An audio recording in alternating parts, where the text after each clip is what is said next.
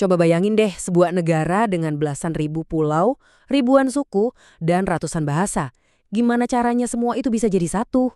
Nah, hari ini kita bakal coba bedah bareng-bareng teka-teki persatuan Indonesia ini.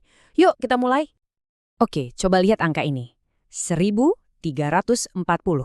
Ini bukan jumlah pulau ya, tapi ini adalah jumlah suku bangsa yang resmi diakui di Indonesia. Bayangin, masing-masing punya budaya, tradisi, dan ceritanya sendiri-sendiri. Luar biasa banget kan skalanya? Dan keragamannya nggak berhenti di situ aja. Ada 718 bahasa daerah yang beda-beda. Saya ulangi ya, ini bukan sekedar dialek, tapi benar-benar bahasa yang mandiri. Jadi dari ujung barat sampai ujung timur Indonesia, kita bisa dengerin ratusan melodi bahasa yang unik. Nah, semua ini, ribuan suku dan ratusan bahasa ini, semuanya itu hidup di bawah satu bendera yang sama, di dalam satu negara kesatuan, Republik Indonesia. Jadi, pertanyaan besarnya, gimana caranya? Apa sih perekat yang bisa menyatukan mozaik yang super rumit kayak gini?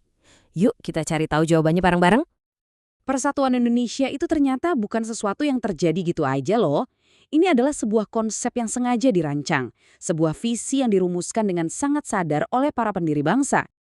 Coba deh kita dengerin kata-kata dari Soekarno ini yang diucapin bahkan sebelum Indonesia merdeka. Visinya tuh jelas banget, harus ada identitas nasional baru yang melampaui identitas kedaerahan. Bukan lagi soal jadi orang Jawa atau orang Sumatera, tapi jadi satu national state atau negara kebangsaan Indonesia. Dan visi politik yang besar tadi diwujudkan jadi sesuatu yang simple tapi kuat banget. Kayak gini, anak-anak dari berbagai latar belakang berdiri bareng dan bilang, saya anak Indonesia. Inilah cita-cita yang pengen banget dicapai. Oke, sekarang yuk kita lihat langsung gimana sih wujud keragaman ini dalam kehidupan sehari-hari. Anggap aja kita lagi jalan-jalan keliling Indonesia sebentar ya. Nah, kalau ngomongin budaya, cara paling gampang seringnya lewat makanan ya kan?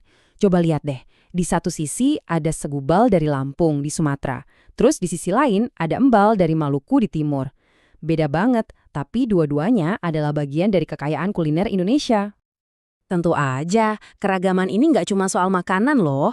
Keragaman itu bisa kita dengar dari alunan musiknya, bisa kita lihat dari gerakan tariannya, dan bisa kita rasakan dari karya-karya seni yang nggak kehitung jumlahnya di seluruh Nusantara.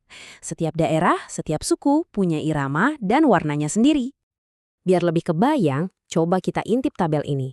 Di Sumatera Utara aja, ada orang Batak Toba, Nias, dan Melayu yang hidup bareng. Terus kita pindah ke Sulawesi Selatan, di sana ada masyarakat Makassar, Bugis, dan Toraja. Ini nunjukin betapa kayanya peta manusia di Indonesia. Oke, jadi kita udah lihat kan betapa luar biasanya keragaman Indonesia. Kita juga udah dengar visinya para pendiri bangsa. Nah, sekarang saatnya kita temukan benang merah yang menyatukan itu semua. Jadi, apa sih rahasianya? Apa software filosofis yang jadi sistem operasi bangsa yang super kompleks ini? Dan jawabannya ada di 3 kata sakti ini. Bhinneka Tunggal Ika. Ini adalah sebuah frasa dari bahasa Jawa kuno yang jadi semboyan negara, yang artinya berbeda-beda tetapi tetap satu jua. Inilah jiwa bangsa Indonesia.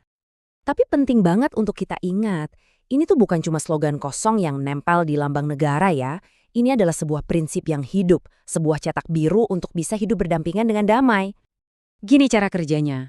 Filosofi ini bukan berarti semua budaya harus dilebur jadi satu. Justru sebaliknya, kita harus merayakan setiap keunikan budaya. Sambil pada saat yang sama, kita punya satu identitas bareng sebagai bangsa Indonesia. Jadi, kamu bisa jadi seorang Batak yang bangga, seorang Dayak yang bangga, atau seorang Bugis yang bangga. Dan di saat yang sama, jadi seorang Indonesia yang bangga. Keduanya nggak saling meniadakan, tapi justru saling melengkapi. Pada akhirnya, konsep Bhinneka Tunggal Ika ini sebenarnya ngasih pelajaran penting buat kita semua di seluruh dunia. Ini bikin kita jadi mikir, gimana ya cara masyarakat kita sendiri menyeimbangkan antara kekuatan keragaman dan persatuan? Nah, ini pertanyaan yang relevan buat kita semua, dimanapun kita tinggal.